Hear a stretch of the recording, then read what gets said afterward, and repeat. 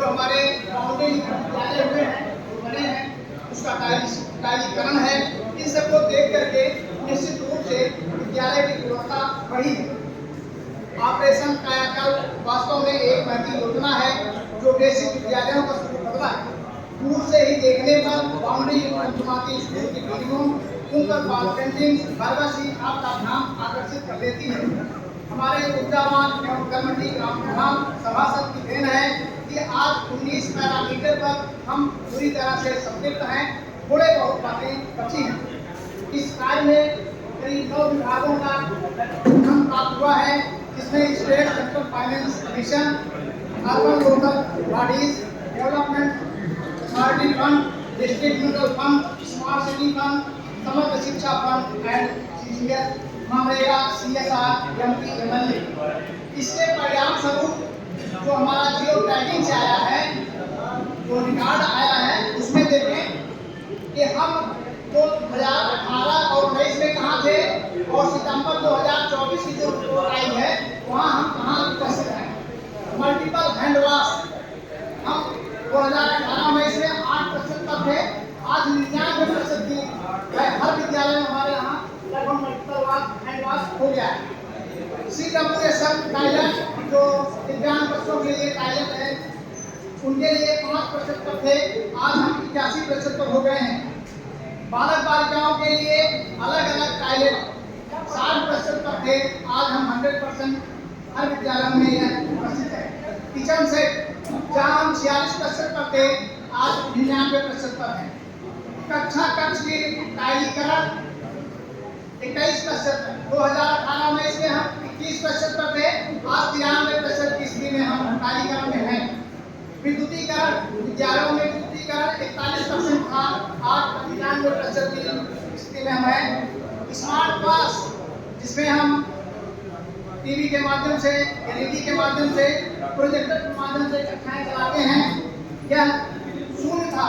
2018 में इसमें शून्य था, आज 12,000 प्लस की स्थिति में हम हैं पूरे प्रदेश में। लाइब्रेरी के अंदर अपने विद्यालयों में, सभी विद्यालयों में लाइब्रेरी खुली है, जिनको देख करके बच्चे पढ़ते अपने आप जाकर पढ़ते हैं। यह 100% विद्यालय है, आच्छादित है, सभी विद्यालयों में लाइब्रेरी उपस्थित है।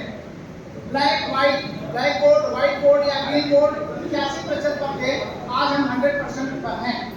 फर्नीचर व डेस्क बेंच ये सभी बच्चों के लिए 19% पर थे, आज भी इसमें हमें कमी झलक रही है और आज हम 65% हैं।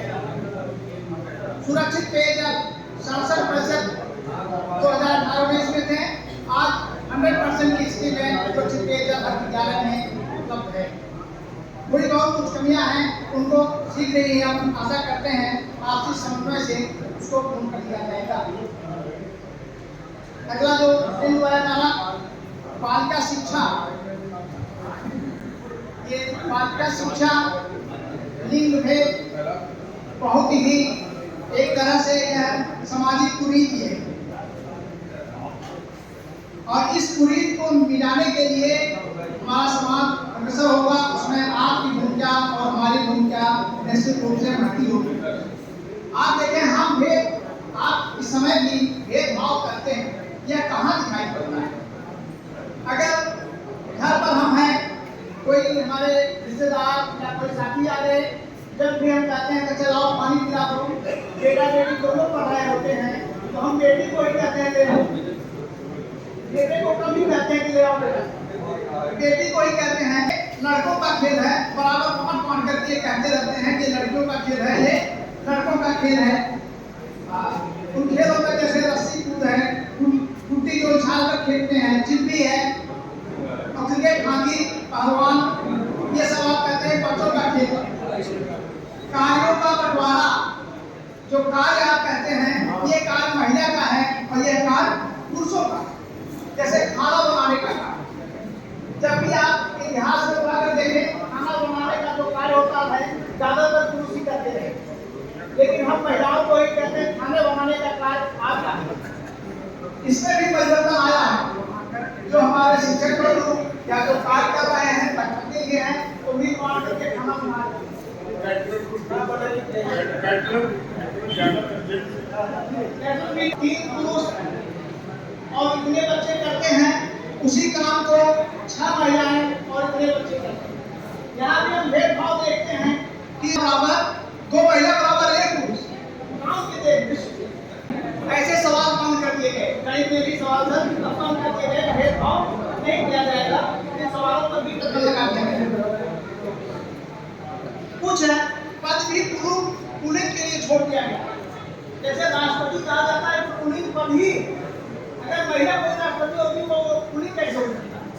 इस बात पर भी प्रयास हुआ है, इसको भी संशोधन किया जा रहा है। लोग कह भी रहे हैं विद्यालय भेजने में, सर विद्यालय भेजने में आप देखते होंगे कि हमारे 2 बच्चे, एक बच्चा है एक बच्ची है, तो बच्चे को तो हम कहते हैं अच्छे स्कूल में पढ़े और बच्ची को कहते हैं जाने के लिए उसी में कहा जा रही है।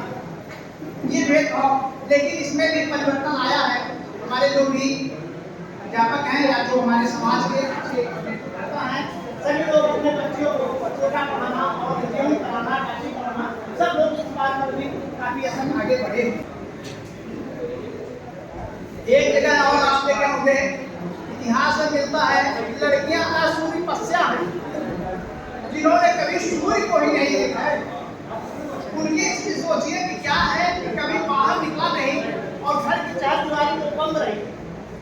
तो ऐसी स्थिति से हमें निकलना पड़ेगा और इस भेदभाव से हमें आगे बढ़ना पड़ेगा। राष्ट्रीय शिक्षा नीति इस बात पर विशेष बल दिया कि बालक और बालिकाओं को समान अवसर दिया जाए। न केवल समान अवसर बल्कि हम क्षमता की भी बात करते हैं। समान अवसर में और क्षमता में थोड़ा सा अंतर है। वो अंतर क्या है? जैसे अगर हम कहते हैं कि ठीक है सभी को हमारी आवाज सुनाई पड़ रही हो सकता है किसी को कम सुनाई पड़ रहा है, उसके लिए शिक्षक व्यवस्था दे करके हम क्षमता की बात करते हैं, हमारे सबको उसी तरह से सुनाई पड़े। निःशुल्क अनिवार्य शिक्षा नीति 2009 में बालिकाओं की शिक्षा पर विशेष महत्व दिया गया। लैंगिक असमानता के कुछ विशेष कारण है जिस पर ध्यान हम आपका आकर्षित करना चाहेंगे।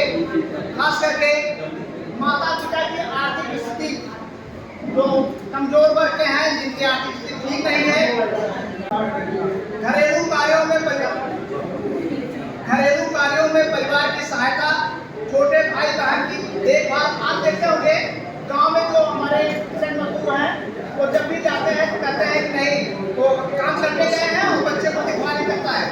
यही कारण है हमारे यहाँ संख्या कम हो जाती है। स्कूल तथा स्कूल के रास्ते में सुरक्षा का अभाव, पढ़ाई में कम दिलचस्पी, परंपरागत रूढ़ियां और अवधारणाएं।